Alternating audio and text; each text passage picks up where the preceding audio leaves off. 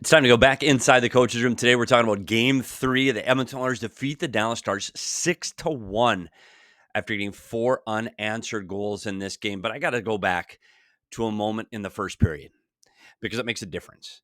And I want you to watch closely on this play live in fast motion as Kulak goes back to get the puck in the corner. As he goes back to get the puck in the corner, man, nobody knows where it is. I mean, these guys are looking down this direction. Nobody knows where the puck is. And then all of a sudden, puck goes over the glass. And you can see the Dallas Stars going, this puck goes over the glass. And this is a big moment. With 6 minutes left in the first period, the Dallas Stars are looking to go on the power play. But are they? And I want you to look at this play close because this is hard. And I want to say this again, people don't think I'm unbiased. I'm unbiased. I don't care. I don't root for either one of these teams. I'm not an Oiler fan. I know I got the Oiler mask, but I work with Grant Fuhr. Grant Fuhr gave me a mask and put it up. I'm not an Oiler fan. I'm not a Stars fan either. They stripped my Minnesota North Stars from my hometown, so sorry. But when you see this play live, you didn't even know the puck left the rink. More or less what happened. You can't go back and look at the video. You can't. This isn't a challengeable play by the Dallas Stars video guy. So you take the blame off the Dallas Stars video guy. You have to go back and look at the play and what these guys saw live. This is what happens in slow motion as you slow this play down. You can see the puck right here as Kulak's stick with the white tape comes in to throw this puck out. You can see it. Now, does it hit Johnston's stick as it goes by it? I don't think it does. I don't think it does. I don't think it hits the stick, and I think it goes straight out, and I think it goes above the glass, and I think it hits into the net. And that's with the use of slow motion, frame by frame video. Did this hit Johnston's stick right there? I don't know. From that angle, I don't think it does hit his stick. But it is so close, we can't put this on the referees to make this call live at full speed without the use of video. And because there is no penalty called on this, they have no way to go back to the video and look. If they would have called a minor penalty, then they could go back and look. And maybe that was the safest answer going back in hindsight. But right now, to blame this on the refs, that's not fair. You see Johnston's stick in there, and the referee's not standing right here overhead looking at this. So let's take the blame off the referees. Video coaches can't make the call. This is human error. It happens. They have to move on. The unfortunate part for the Dallas Stars is right off the next face-off. The Edmonton Oilers take a 1-0 lead. So instead of being on the power play on this same face-off circle, now they're chasing the game. And it all starts with a face-off win by Connor McDavid. And this is where these plays in the neutral zone this whole game seem to give the Dallas Stars trouble. So as Kulak flips the puck out into the neutral zone, a couple things to look at from the Edmonton Oilers. 2, they know what's happening. Nugent Hopkins and Hyman are breaking. They're not looking. They're going. They're breaking. They know the play is to get the puck out to the neutral zone. There's going to be a race. This is a face-off play. It's set. They're going off the win draw, and they're getting to the neutral zone to win races. Next, you got to look at McDavid and his ability to get by Johnston here.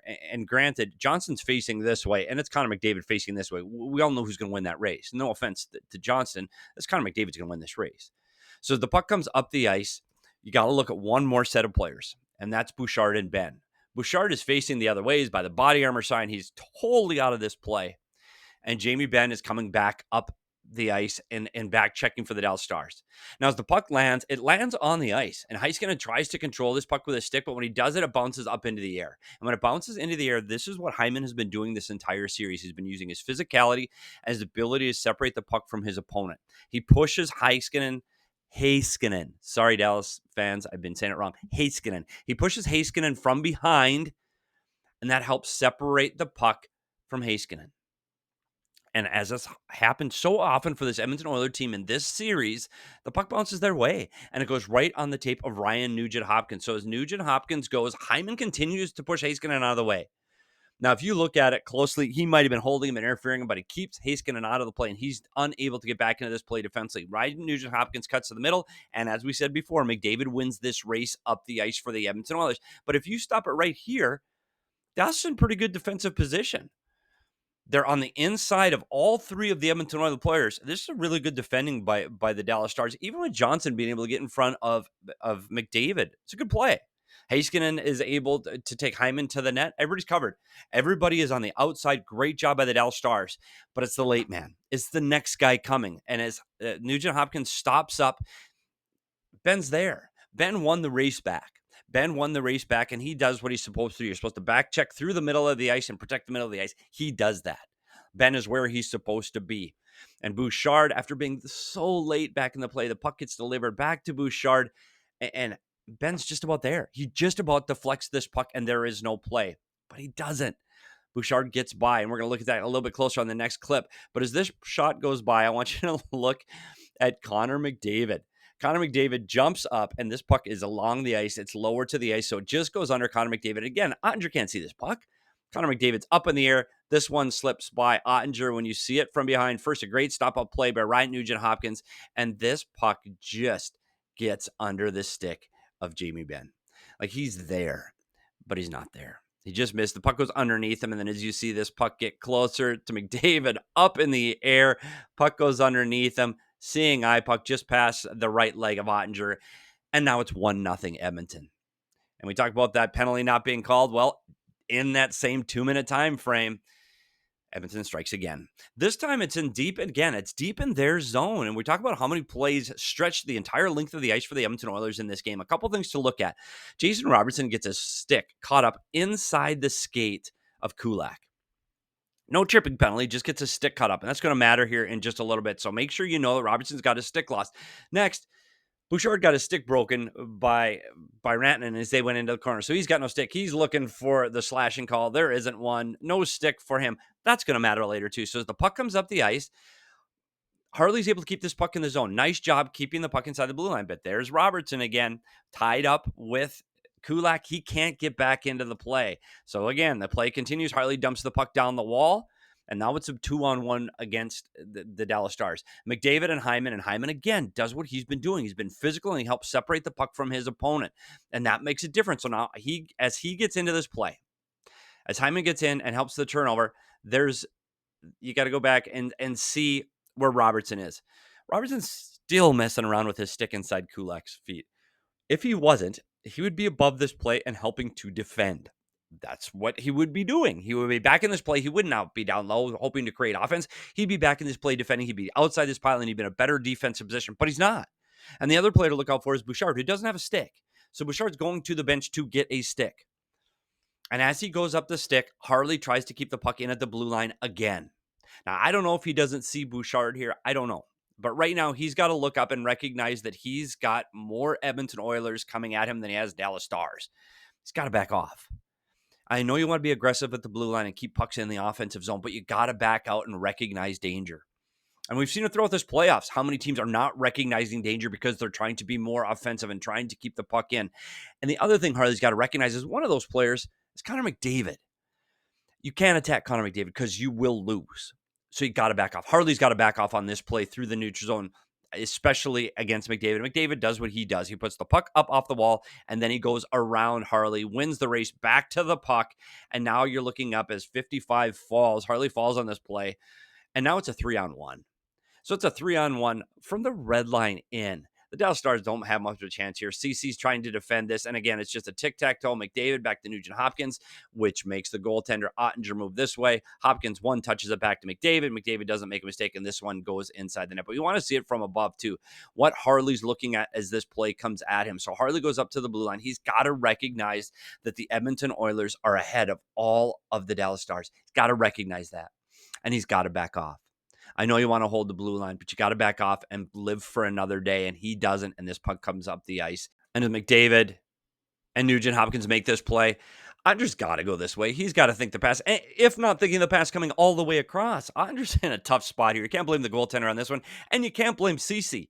Cece trying to get a stick in the lane of the most dangerous player on the ice right now, and that's Connor McDavid. You got both guys are on their one-time side. There's no chance here for the Dallas Stars. Can't blame Ottinger, can't blame Cece, and McDavid just slides it in on the short side. So Dallas Stars get back on the board, making this one 2-1 late in the second period. And they did a great job in the second period. The second period is the best period that the Dallas Stars have played this entire playoffs because they won wall battles and they got pucks to the net. They did a really good job. You're going to see Duchesne against the wall, wins this wall battle, and they were able to keep pucks moving and have some offensive zone time and offensive zone pressure in this second period. They outshot Edmonton 21-7. In the second period, 21-7.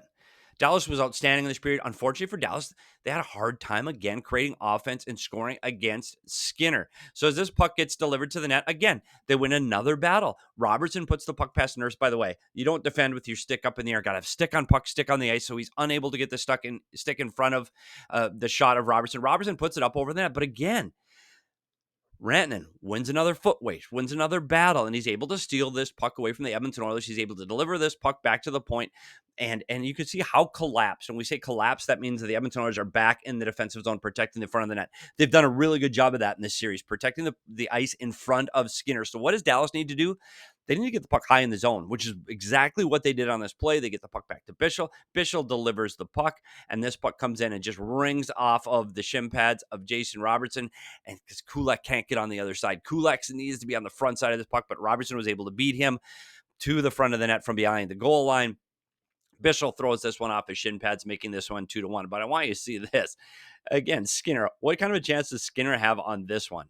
Trying to get through all of this traffic, bounces off Kulak's leg, and then from Kulak's leg bounces back and hits Robertson for his first goal of the playoffs, making this game 2-1. But from here on out, it is all Edmonton Oilers. This is a problem. And this is one of those goals that really defeats you because it's late in the second period, 35 seconds to go. Dallas had just scored. They dominated this period. Dallas was the much better team in the second period, but they were able to score only one goal. But it's still a one-goal game with 35 seconds to go. You got to live to fight another day.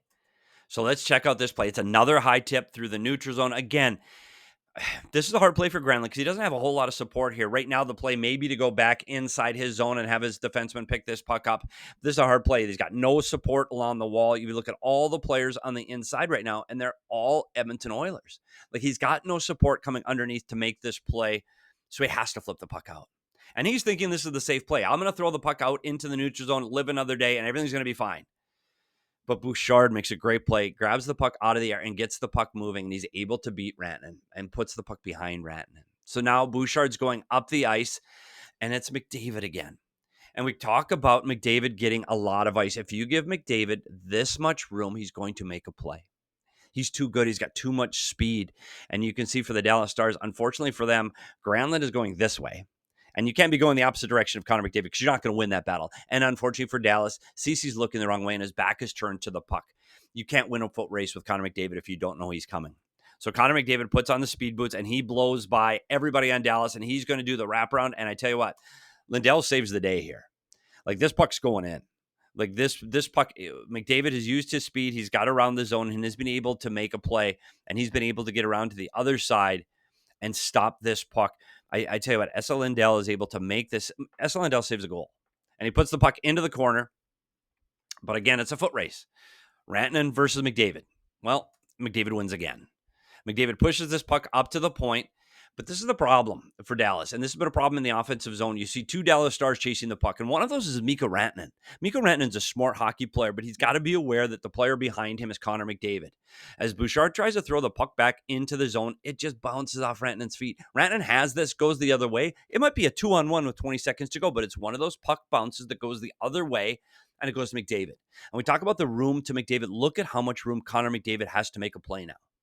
That's too much room for the best player in the world to have driving the net. So McDavid gets the lucky bounce off of the wall, off of Rantanen's skate, and he just drives the net, and he puts this one by Ottinger for a 3-1 lead with 18 seconds to go in the period. And that is deflating. And when you see how close this was to going in on the original wraparound, Lindell makes a great play, but now someone's got to keep in mind you've got to defend Connor McDavid. You've got to stay on the other side of McDavid. And now it's too late. As Lindell passes off Hyman to Cece, it's too late.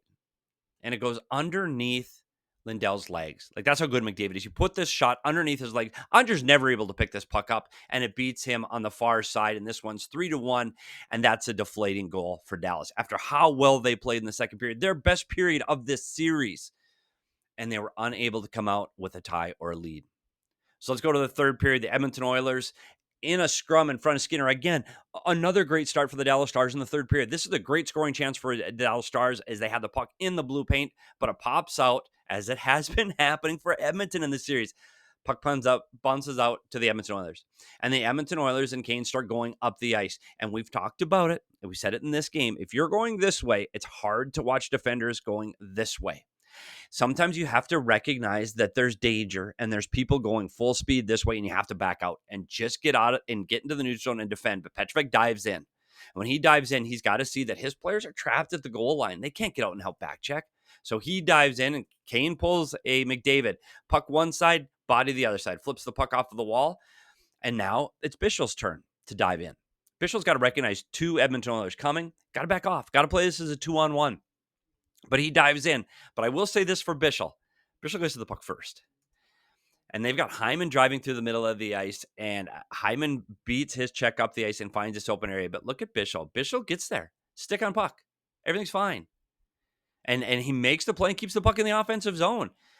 But everybody relaxes. Nobody's keeping an eye on Hyman. Hyman keeps going because he recognizes Nugent Hopkins is going to get to this puck first. And we talked about the two players that were trapped in front of the goal line, in front of the crease. Well, they're there. They can't be above Nugent Hopkins because they were trapped at the goal line. So that's what allows Nugent Hopkins to make this play through Hyman, through the middle of the ice. A remarkable job by Hyman staying onside on this play. And I wanted to check it as a video guy. That one was close, but his feet are there. His puck is there. That play is onside. Hyman drives in all alone and finally is able to break through with a goal. Last year, the guy was on fire. He couldn't stop Hyman. This year, he struggled. He's provided his physicality in this series, but hasn't been able to get on the scoreboard. Here he is. Now it's 4-1 early in the third. That one's a kick in the pants for the Dallas Stars. Again, they had just had a tremendous scoring chance at one end, and it ends back in their net on the other end. And you can see Hyman on this one. He picks this corner. That's a heck of a shot. Again, Ottinger's played well in this game, and it's 4-1. The Oilers make it 5-1 halfway through the third period. And again, the puck is deep in their zone. And this seems to be a recurring theme. And again, a defenseman pinches for the Dallas Stars. You got to keep the puck in here. It's 4-1. Like, you need to generate some offense. So Heiskanen's got to come down. He's got to try to keep this puck in the zone and create some offense. Unfortunately, it rolls off his stick, and Nurse is able to bat this puck going back the other way. And again, great body position by Kane. Kane's able to keep this puck.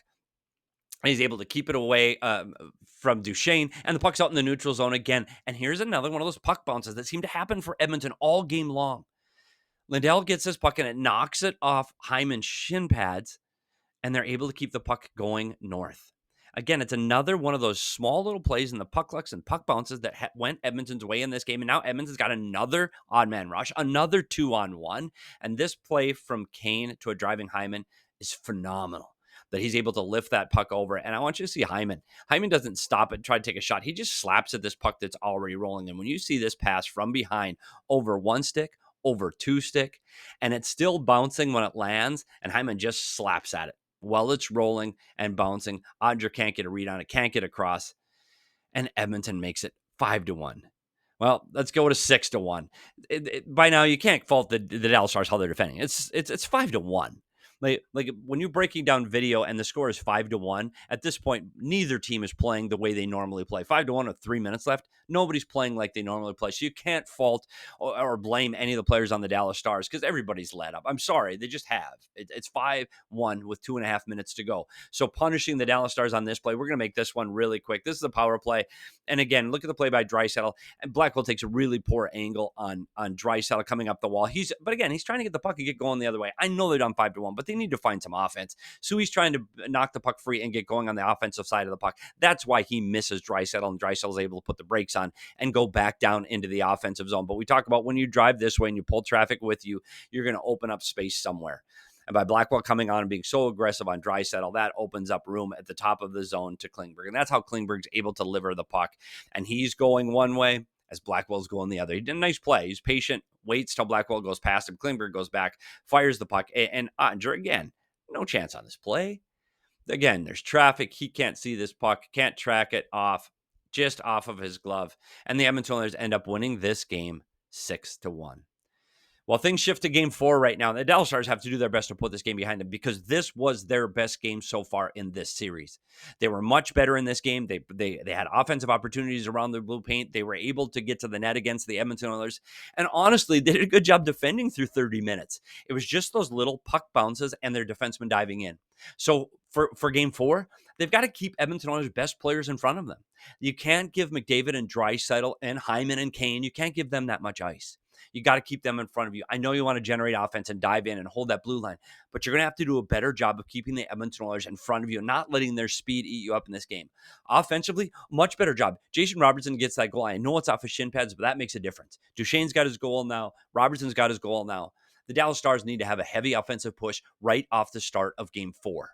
Ottinger was good in this game. He didn't see the pucks that did go in. He's got to be elite. He needs to be the best player on the ice for the Dallas Stars in game. For the Edmonton Oilers, keep feeding off that home crowd. Feed off that 4 consecutive goals late in this game. Feed off the energy that this team has been playing with.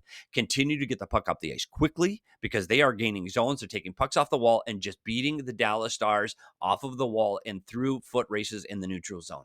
Continue to do that. You've got to tighten up the defense. You've defended incredibly well in this series and in the series against Vegas. That net front area in front of Skinner, you've been outstanding at defending that. The Edmonton Oilers have to do better in Game 4 because they did allow the Dallas Stars inside. They did allow the Dallas Stars to get second chance opportunities from inside the blue paint. They have to protect that area better than they did in Game 3. The Edmonton Oilers have a commanding lead in this series. Not just 2-1 in this series, but they're punishing Dallas right now. And Dallas has to look up at the scoreboard and go, we lost that game 6-1? 6-1 we lost that game, and we were the better team at times.